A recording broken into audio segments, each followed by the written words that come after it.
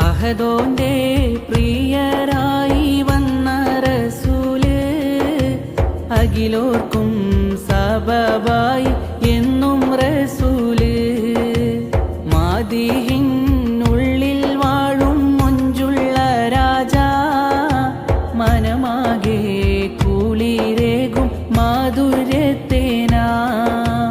മുത്ത് റസൂലിൻ സവിധമിലെത്താൻ മുത്തിമണത്ത് സലാമും ചൊല്ലാൻ മുഹബത്തിൻ മധുപാനം ചെയ്യാൻ ഹജറാകും ഹൃദയത്തിൽ തെളിവേകിടാൻ ഹറജാകും